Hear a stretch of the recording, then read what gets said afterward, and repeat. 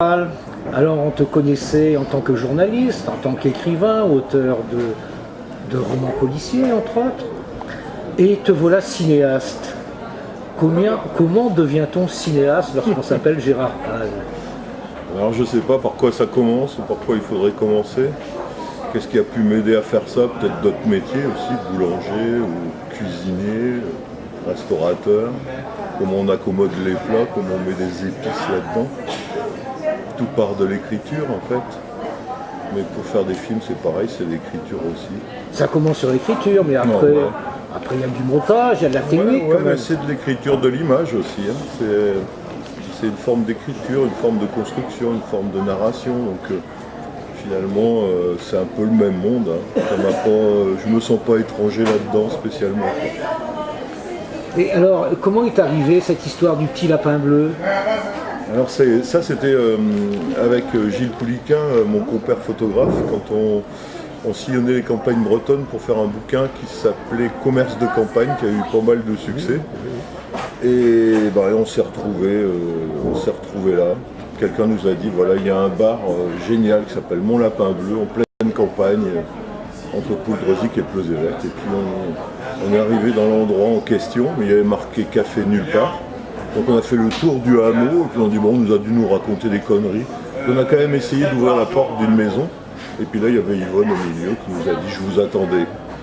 Alors, on a commencé à flipper, on avait l'impression d'être chez une sorcière, on se demandait qu'est-ce qu'il y a là-bas, on commençait à bafouiller.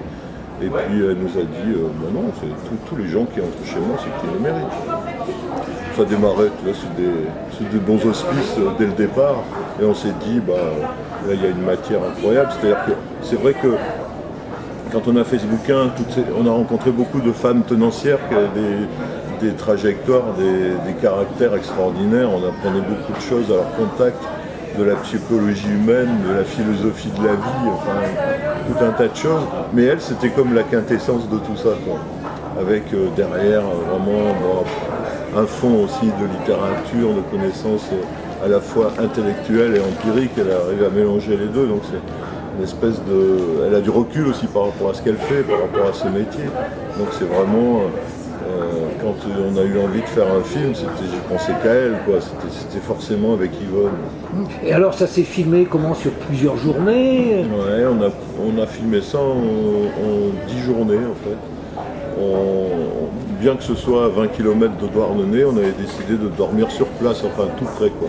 Donc avec le preneur de son Fred Hamelin et puis le cadreur Nejma Berder, on était tous les trois en immersion totale toute la journée. Et Nejma, qui est quelqu'un qui a l'habitude de tourner aux quatre coins de la planète, quand on est reparti pour rentrer à Douarnenez, il m'a dit c'est incroyable, j'ai l'impression que je reviens du bout du monde. Encore plus que quand il va au Tibet ou aux îles Galapagos ou je sais pas où. C'était marrant.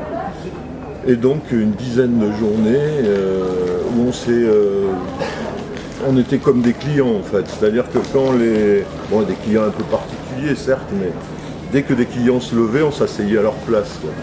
Ce qui faisait qu'on changeait de... On avait toujours un regard à hauteur de client. Parce qu'on a l'impression, lorsqu'on voit ce film-là, que ça a été fait en caméra cachée.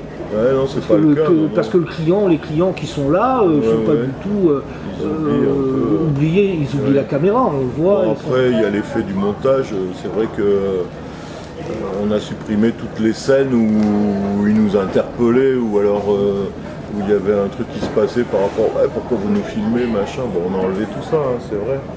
Mais d'une manière générale, au bout de 2 ou 3 jours, on nous avait à peu près oublié, pas vraiment, mais disons qu'on faisait partie des décors. Bon, c'est vrai aussi que moi j'y vais souvent, j'y suis allé souvent pendant des années avant de faire le film, que j'y ai passé aussi une semaine entière pour essayer d'imaginer qu'est-ce qu'on pourrait raconter. C'est pas le tout de filmer comme ça, mais il faut quand même avoir une histoire aussi à raconter. Quoi. Parce que cette dame, elle est un peu hors norme quand même, mais la clientèle aussi. Oui, parce que, hors norme, ou alors, oui, peut-être, oui. Parce qu'il y a à la fois les vieux à casquette qui viennent jouer aux cartes, donc du coin, tout ça, qui s'expriment en breton, Et il y a aussi des étrangers de passage, quoi. C'est comme si les gens se passaient le mot, quoi. Donc j'ai pu rencontrer là-bas, il y a cette dame mexicaine qu'on voit dans le film. Et j'ai rencontré aussi un directeur de banque de New York, des gens qui venaient de Hollande, d'Allemagne, de partout. Et comme si quelqu'un dit aux États-Unis, je vais en vacances en Bretagne. Il dit, ah, la Bretagne, mais je connais, moi j'y suis allé. Oh, je vais te donner une super adresse, mon lapin bleu. Exactement comme on nous avait donné cette adresse-là à nous, avec Gilles Péliquin, quand on a fait le bouquin, quoi. Et du coup, il y a ce mélange à la fois de gens de partout et de là, et de jeunes, de vieux, de toutes les générations, de toutes les classes sociales. Alors, et l'écriture aujourd'hui, Gérard? Ben voilà, 2 films, j'ai fait 2 films plus des scénarios de courts-métrages qui passent aussi à Douarnenez, la série Braquage.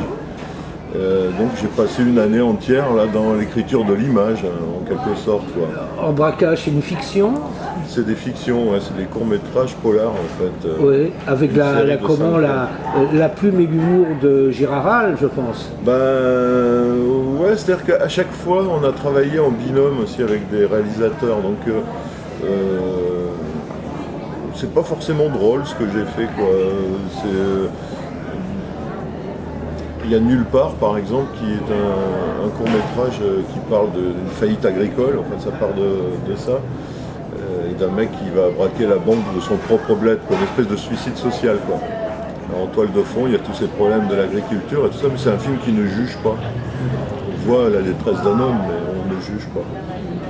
Et l'écriture de romans, enfin plus traditionnels? Alors il y a pas un roman, mais un livre édition jeunesse en fait qui sort en septembre là, s'appelle La sieste du taureau. Ça se passe en Andalousie, une histoire, une jolie petite histoire. On lance une série comme ça aux éditions Locus Solus. Oui. Une série de petits bouquins sur des régions du monde destinées aux plus jeunes, quoi. Des petits bouts du monde comme ça dans lesquels on fait une immersion. On fait une immersion pendant juste une petite histoire, quoi. Merci Gérard. Merci.